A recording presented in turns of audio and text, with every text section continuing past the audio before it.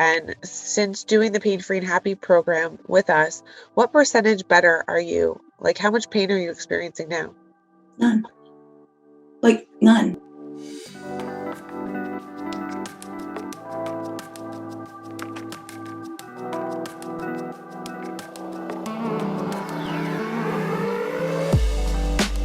Actually goes back to when I was 21, and I was pregnant, and something happened when I was pregnant that triggered pain, and the way that it, like, my hips felt like they had separated and I could not walk. None of the doctors knew. They said it was hormone related. They told me that I shouldn't nurse, all these things. And so that's when it started I had started having the pain when I was 21. I'm now 44. I was diagnosed probably 9 years after that, 10 years after that incident, where I could not walk for a significant amount of time. And I was seeing therapists for that, like physical therapists. 10 years later, I was in pain again, severely, having the same situation, seeing other doctors, and I was diagnosed by a rheumatoid specialist with a disease called Ankylosing Spondylitis. And it's an autoimmune disease, but it's also in the rheumatoid family. It's a degenerative disease, something that could potentially put you in a wheelchair. In fact, the doctor said to me, you have to be extra careful in everything you do. You have you call it bamboo spine. It could snap at any time. If you fall off of a ladder, you could break your back. And I sat with that fear for a little while. And then I was like, nah, not doing that. And I had been to see a physical therapist. I knew I had some issues with some discs in my neck. I had seen a rheumatoid specialist again. They prescribed me a medication that tried to kill me. And after going through things, like after that medication tried to take hold of my body and take it over, and I went through sepsis. I lost one of my organs in here, the one you don't really need, your gallbladder, that was removed. I was just having infection after infection because of this medication. And finally I was like, I'm done with this. But when the stress started to mount up again, the pain started to come back, and I was like, I don't know what to do. I'm not going to go back on medication. The physical therapy isn't working. The rheumatoid specialist isn't helping. I've seen, all these doctors, and everybody just keeps saying, well, maybe this, try that. What about this medication? And I didn't want to do that anymore.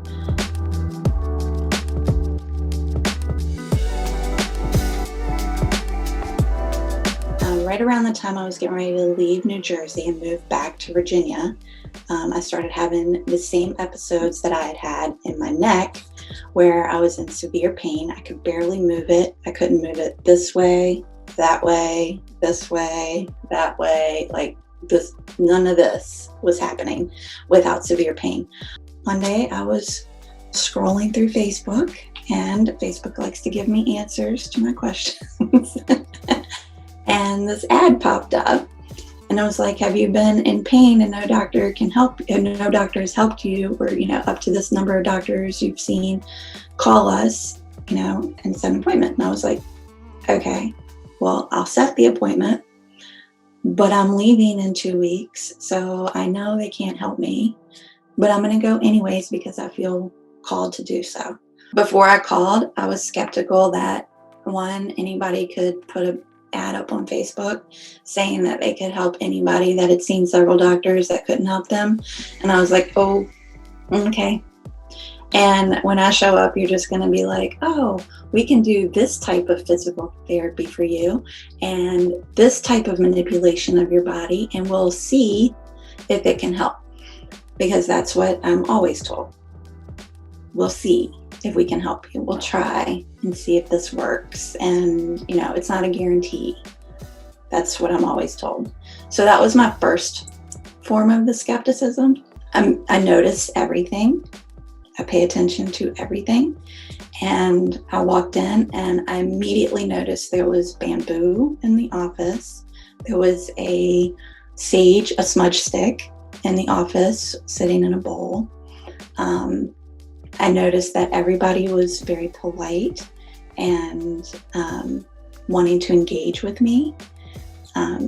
When I went into the office to talk to Richie, I saw like the mandala sheet on the back of the wall and a tapestry on the wall, and I'm like,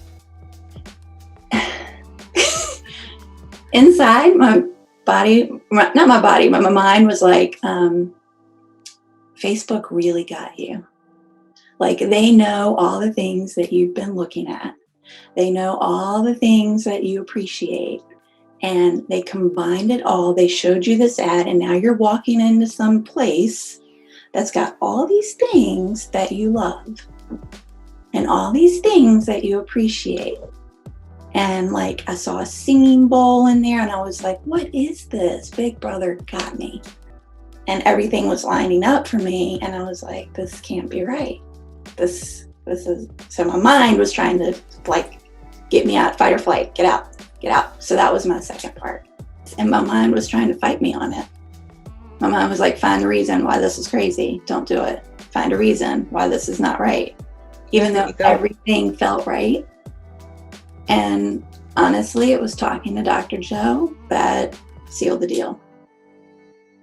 He completely blew me away.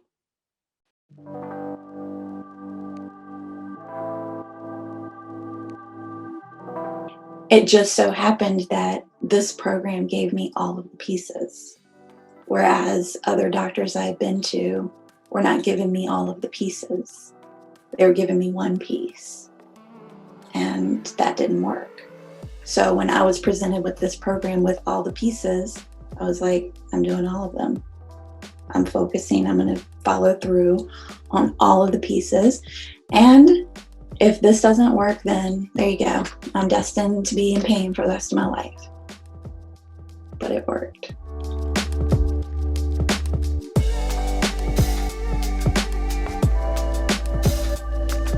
What percentage better are you? Like, how much pain are you experiencing now? None.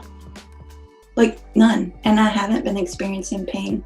The last time I had an experience that I would say was significant enough for me to recall it was just before Thanksgiving.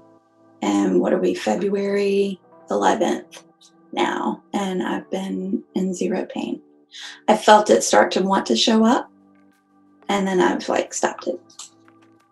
My pain and happiness right now is, my pain is at nothing, and my happiness is really at an all-time high. And I can say that because I've spent many nights and days crying, sad, hurting, angry, frustrated, and I haven't felt those emotions in a very long time. So because I have felt them before and now not feeling them, I can say that I am at an all-time high, because I haven't felt those negative emotions that I have felt previously in a very long time.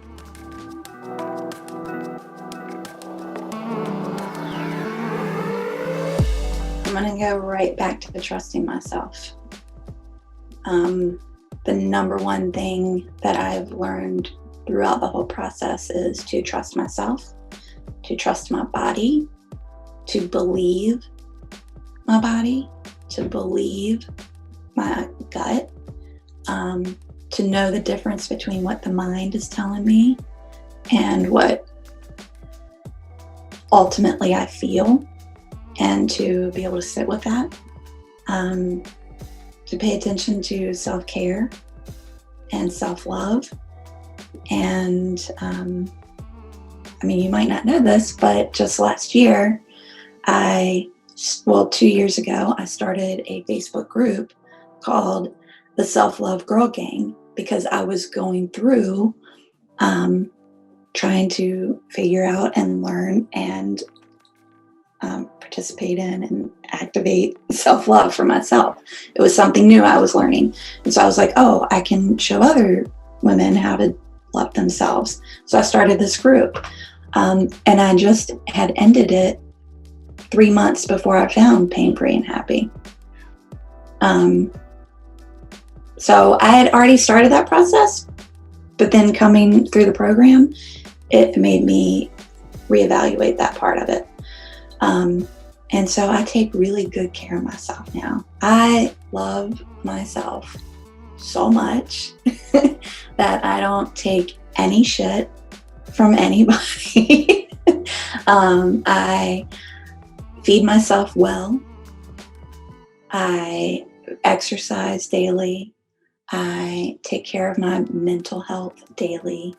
And I'll take a bath every day, or I'll sit and read something that brings me joy every day. I'll sit outside and just breathe in the fresh air and appreciate it now. And I didn't do those things before. I was very caught up in production mindset, getting through my day. And now my mindset is shifted into, if it comes to me, we'll address it, but I'm not looking for it. And I'm taking care of me. I am my number one priority of this day, every single day. Yeah. What do I feel like doing today? And that's what I do. And it's been life-changing. Life-changing.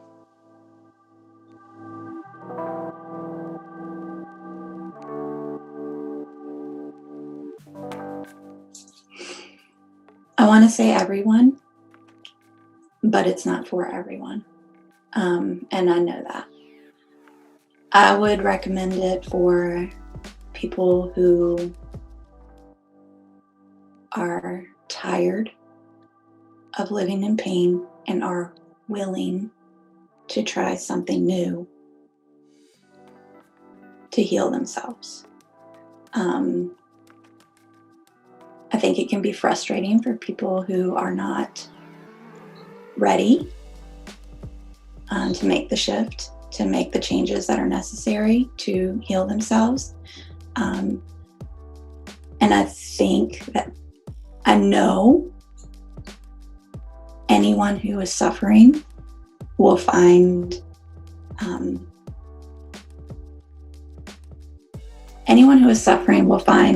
that they can benefit from the program, that they will find a sense of pain-free and happy through the program. They need to be ready. They have to be at a point where they say, enough is enough, and I am willing to try this. People who are not in that mindset yet, I think will struggle a little bit and maybe not follow through and then become frustrated and not receive what the gift is because they're pushing it away. So I think that you do have to be in a space where you are ready to open your eyes, open your mind, and accept the gift that is being given. Some people don't like gifts. A lot of people don't know how to receive. They don't. And that's my point, I guess, is that if you're not ready, then maybe it wouldn't be for you, because I can see where you would be frustrated versus accepting the gift and allowing it to heal you. Yeah. Other than that, it is for anyone who is in pain. Literally anyone.